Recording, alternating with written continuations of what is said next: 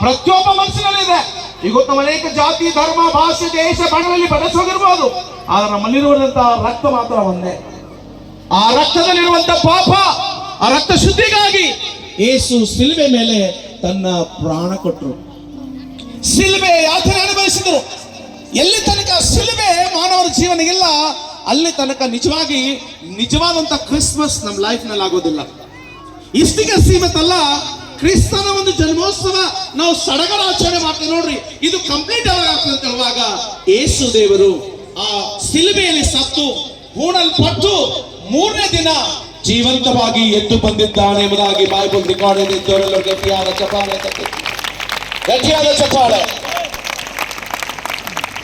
ಈ ಹೊತ್ತಿಗೆ ಯೇಸು ಕ್ರಿಸ್ತನ ಸಮಾಧಿ ಎಂಪ್ಟಿ ಇದೆ. The tomb of Jesus Christ is always empty now also.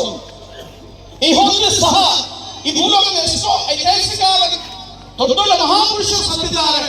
ಅವರ ಸಮಾಧಿಗಳು ಇವತ್ತಿಗೆ ಅವರ DNA ಅಥವಾ ಅವರ ಸ್ಯಾಂಪಲ್ಗಳು ಸಮಾಧಿಯಲ್ಲಿ ಸಿಗುತ್ತೆ. ಯಹೂದಿ ಜನರು ನಂಬ್ತಾರೆ, ಒಂದೇ ದಿನ ಮೆಸ್ಸೇಜ್ ಬರ್ತಾನೆ, ನಮ್ದು ಸಮಾಧಿ ಒಂದು ವೇಳೆ ಬೆಟ್ಟದ ಮೇಲೆ ಇದ್ರೆ ಅವರು ಮೊದಲು ನಮಗೆ ಇಲ್ಲಿ ಎಬ್ಬಿಸ್ತಾರೆ ಎಂಬುದಾಗಿ ಇವತ್ತಿಗೆ ಬಿಲೀವ್ ಮಾಡ್ತಾರೆ. ಯೇಸು ಅವರನ್ನು ಹುಟ್ಟಿದರು, ಮುಂದೆ ಸತ್ತರು, ಸಮಾಧಿಯಿಂದ ಜೀವಂತವಾಗಿ ಎದ್ದು ಬಂದರು, 40 ದಿನ ಭೂಲೋಕದಲ್ಲಿ ಶಿಷ್ಯರಿಗೆ ಕಾಣಿಸಿಕೊಂಡ್ರು. ಅದರ ನಂತರ ಬೆಟ್ಟದ ಮೇಲಿನ ಪರಲೋಕಕ್ಕೆ ಏರಿ ಹೋದ 500 ಜನರ ಸಮ್ಮುಖದಲ್ಲಿ ಅವರು ಏರಿ ಹೋಗುವಾಗ ನೋಡುತ್ತಾ ಇರುವ ಜನರೆಲ್ಲರೂ ಆಶ್ಚರ್ಯಪಟ್ಟರು. ಅಳುತ್ತಾ ಇರುವಾಗ, ಅವರು ಮೇಲೆ ನೋಡ್ತಾ ಇರುವಾಗ ಮೇಲಿಂದ 2 ದೇವದೂತರು ಬಂದರು. ಅವ್ರು ಹೇಳಿದ್ರು ಅವರಿಗೆ ಯಾವ ರೀತಿ ಯೇಸು ಎದ್ದು ಹೋಗಿದ್ದಾರೋ, ಯೇಸು ಯಾವ ರೀತಿ ಸ್ವರ್ಗಕ್ಕೆ ಏರಿ ಹೋಗಿದ್ದಾರೋ, ಒಂದು ದಿನ ಭೂಲೋಕಕ್ಕೆ ಇಳಿದು ಬರ್ತಾರೆ ಎಂಬುದಾಗಿ ಗಟ್ಟಿಯಾದ ಚಪ್ಪಾಳೆ ತಟ್ಟೋಣ. The glorious coming of Jesus Christ. ಯೇಸು ಮಹಾ ಮಹಿಮೆಯ ಬರೋಣ ಇವತ್ತು ಜಗತ್ತನ್ನು ನೋಡ್ತಾ ಇದೆ.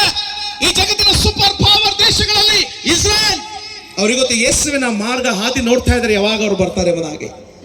ಜಗತ್ತಿನಲ್ಲಿ ಕ್ರೈಸ್ತರು ಎಲ್ಲ ಒಂದೇ ಒಂದು ನಿರೀಕ್ಷೆ, मेरा यीशु आएगा, बादलों पे मेरा यीशु आएगा, उसका एक वादा है, वादा वो निभाएगा. हालेलुया. नीले आसमां के पार जाएंगे,